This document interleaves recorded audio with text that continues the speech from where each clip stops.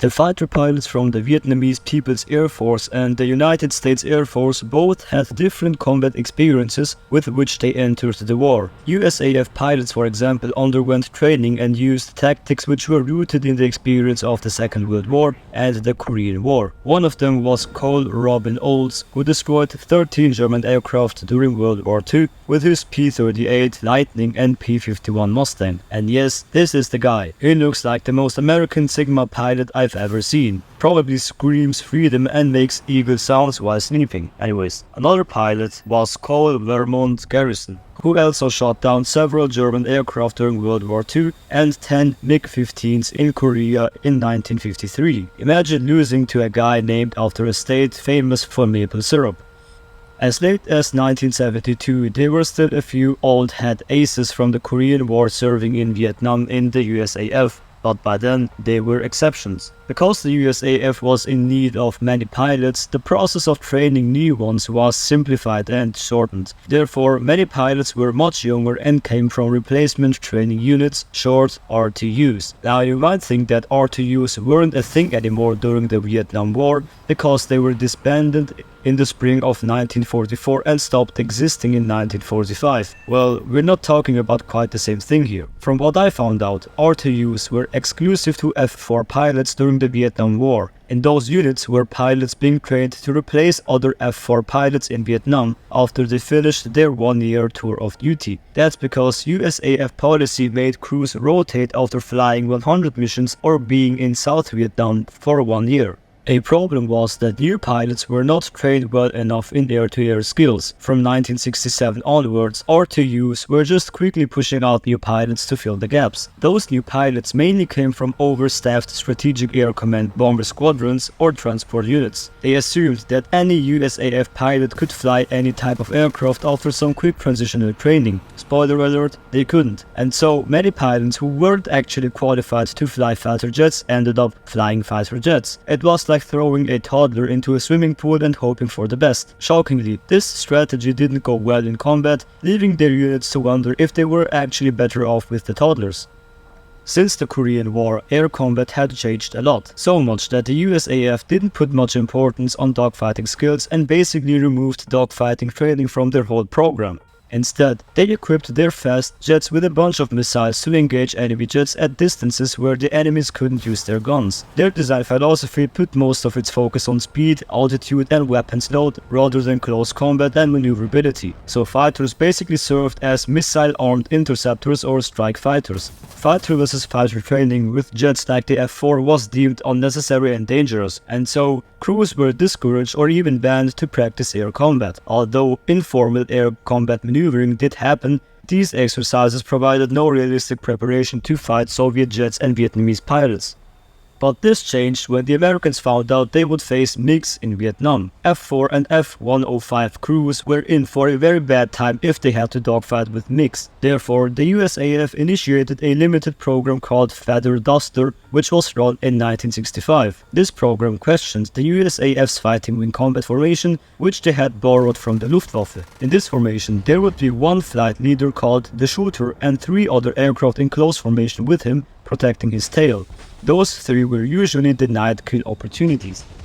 Regardless, USAF crews stuck with this formation and kept teaching it in the fighter weapons school instead of adopting the more effective US Navy tactic of using mutually supportive pairs of fighters. Steve Wayne, a pilot, said a lack of sufficient training in air-to-air combat and some outmoded World War II tactics such as the fighting wing certainly hampers the F-4, which was really an extremely versatile multi-role fighter. Translation: they were using grandpa's battle plans to fight a modern war. Terry Talley, who was another pilot, said that in 1967 there was some sense of relief when they got a lot of new pilots from the United States Air Force from Europe, short USAFE.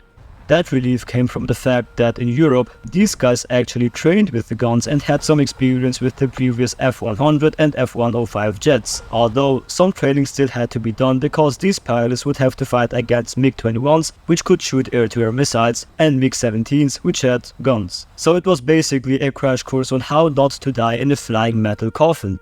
About 94% of the F-4 training was devoted to air-to-ground tactics, Now, it's true that most USAF F-4 Phantom II pilots would earn their extra $65 a month combat pay by dropping bombs on jungle targets of questionable value, and would really just never see a MiG-21. But in many cases, they would have still been unprepared to fight against any VPAF fighter if they were to get attacked by one. Now, we talked about how Americans were trained, let's look at how the Vietnamese did it. The VPAF started with 30 trainees and 2 World War II vintage trailers in 1949.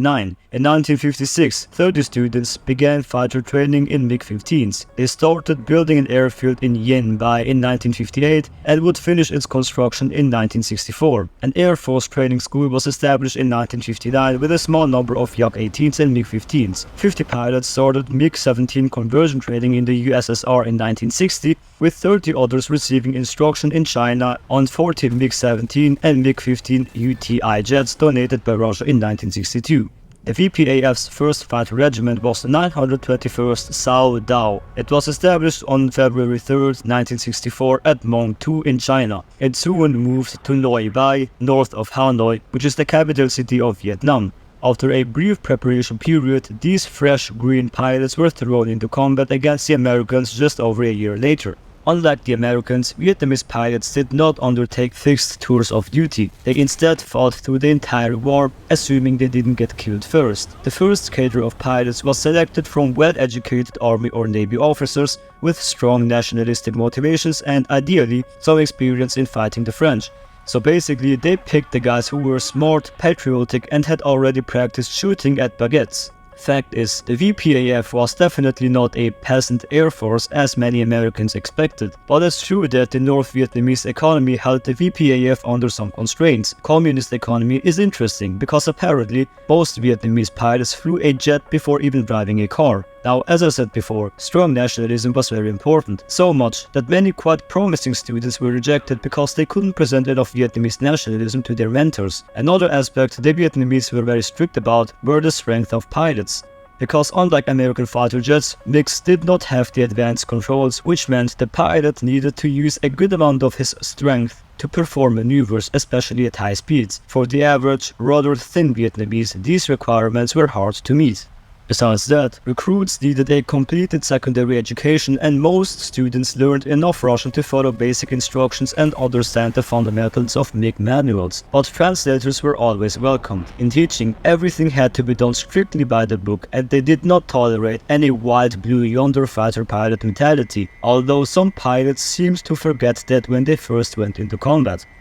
VPAF crews were always encouraged to study any published materials about the Luftwaffe and other fighter doctrines, much like the American F-4 crews. They took notes from historical wars where the defenders did a good job, like the Battle of Britain. This was especially significant for the Vietnamese. They were highly motivated to defend their homeland, and their inspired courage made up for the small numbers. It was like a David and Goliath scenario, but instead of a slingshot, David had a MiG and an unshakable will to protect his home. In the USSR, VPAF pilots trained using the L-29 and the two-seat MiG-21U aircraft. The training then continued in North Vietnam. Often, VPAF pilots would train alongside other students from communist bloc air forces. Several Cuban advisors also worked with the VPAF on MiG tactics before the war.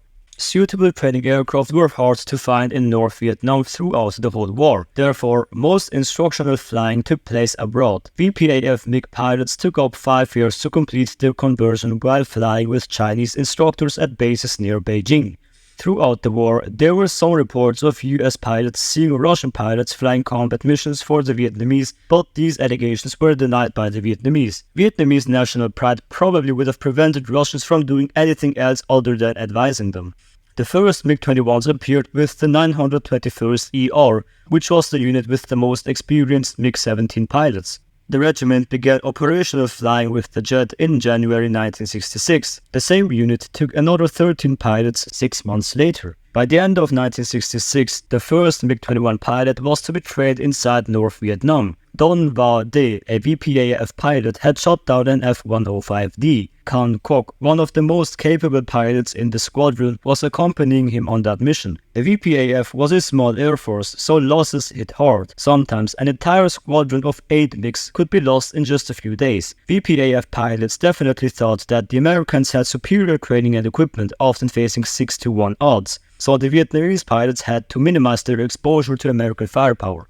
However, MiG pilots could devote all their skills and training to intercepting the Americans under increasingly effective ground control. They flew short missions, allowing each pilot to perform 3 or 4 interceptions daily at the height of the air war. Usually, they faced 4 large USAF and US Navy strike packages each day, resulting in high mission totals for the pilots. For instance, Le Nguyen Nad Chu had 6 kills over the course of 600 missions. Initially, MiG-21 pilots gave the Americans an impression of hesitancy and inexperience. However, a number of US pilots envied and respected the VPAF pilots for mastering their flying skills with such a small force, and it really was impressive. A well-controlled pair of MiG-21s coordinated with SAMs and MiG-17s operating at lower altitudes could severely disrupt an American strike formation, destroying 2 or 3 aircraft in a single supersonic pass before simply escaping and flying to China for safety.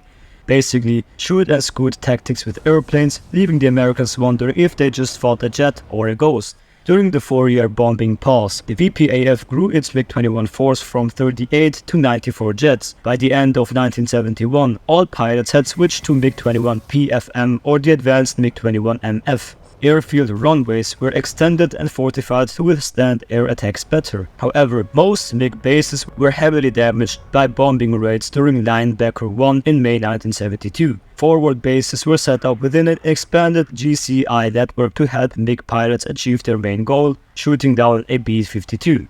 To achieve their goal, 18 pilots received night training. They learned new tactics like having their MiG-21s attack bombers from lower altitudes to avoid radar detection. B-52 crews used flares to defend against these attacks. Phantom IIs were also put on standby at Da Nang and Urdon to stop any B-52s from being taken down by MiG-21s. VPAF pilot Din Ton was trained to take down B-52s, but Phu Din Rang was the first to damage one on November 20, 1971. It was like a deadly game of hide-and-seek with MiG pilots trying to sneak up on the B-52s and the Phantoms playing the role of vigilant babysitters. Anyways, that was all I had to say for today's video. I hope you enjoyed it. If you think I said anything that is not right, or you think I should have added any additional information to this video, please let me know in the comments and share your knowledge. Besides that, thanks for watching and I'll see you in the next video.